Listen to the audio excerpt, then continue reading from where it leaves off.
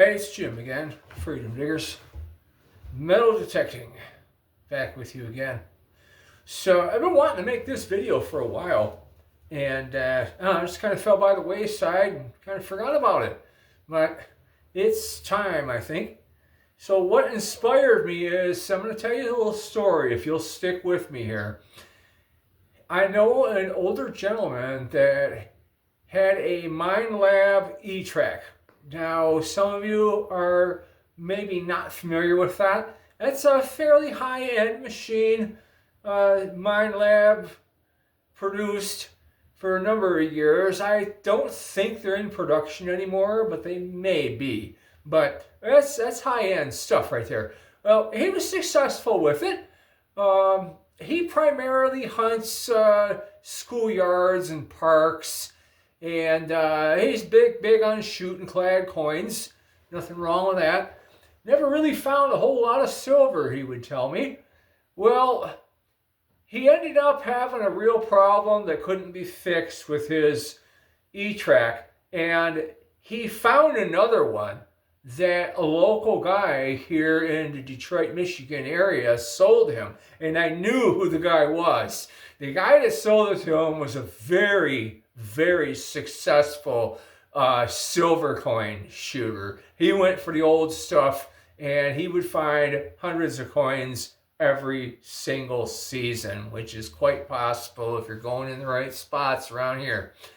Well, this guy got a hold of this machine, and he didn't do anything with it. He just went out and started detecting with it. Next thing you know, he notices that he's finding more of these deeper and a lot more of these silver coins.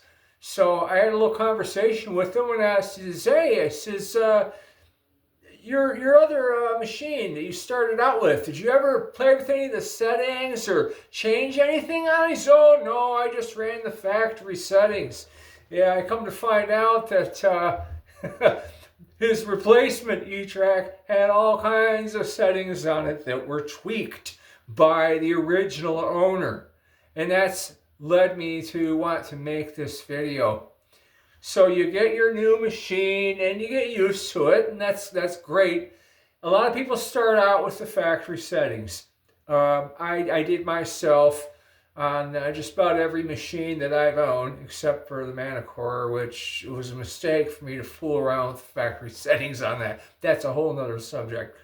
But once you get used to it, you really should unlock the potential of it, especially if you've got a machine with more features on it.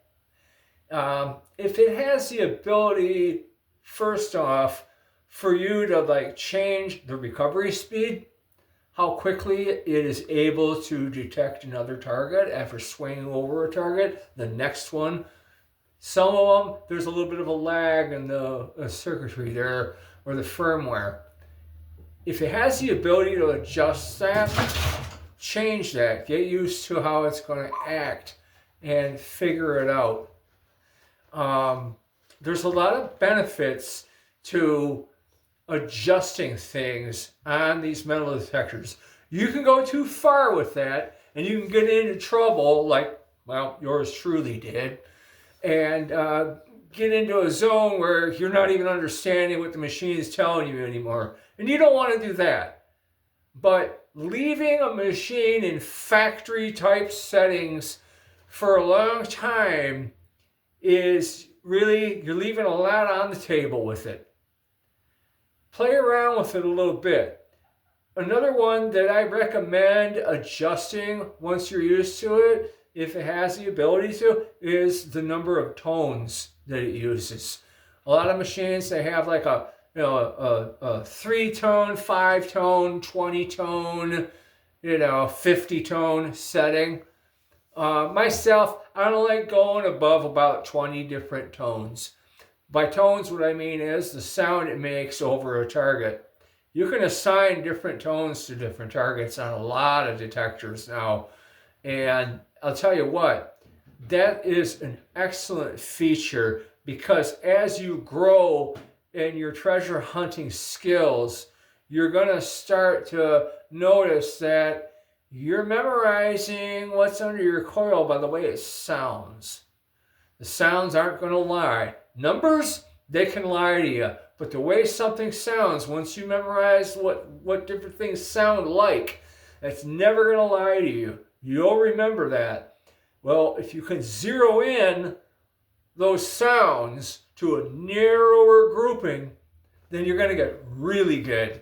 And you're going to know what's under your coil. So, for instance, if you've got a short period of time to hunt, let's say it's late in the fall, and you've only got about an hour and a half before it gets dark after you have dinner to go out, well, maybe you're going to want to skip certain targets because you're only going to go for, the better stuff. Well, knowing your tones is going to help. Well, if you're still in factory settings and you're only using a limited number of tones, then it's going to be harder for you to do that. You're going to dig more trash, more undesirable stuff. So play around with the tones a little bit. Even if you do it in air testing, where you just set the machine on a table and have someone run stuff under them, and then you can adjust the tones and you can get used to the way things sound, different items. Don't leave too much on the table with these. Basically what I'm saying. Get the most out of your machine and get the most out of your hunt time by mastering your detector.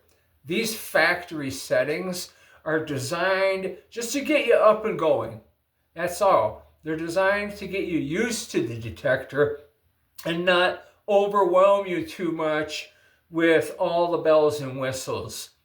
Don't be afraid to get out of that initial fresh out of the box setup so that you can expand your horizons, so to speak, and unlock the real potential of your metal detector. So that's about it for this video. I hope that this information has been helpful to you, even if in a small way.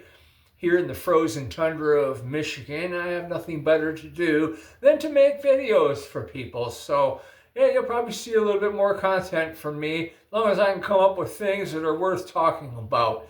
Maybe I'll veer off subject a little bit just so that I can stay in touch with all of you. Thanks a lot for watching. Drop a comment and let me know what you think, okay? I kind of miss talking to folks, so I'd love to hear from you. And if I don't make another video before then, Merry Christmas to all of you. See you again. Thanks for watching.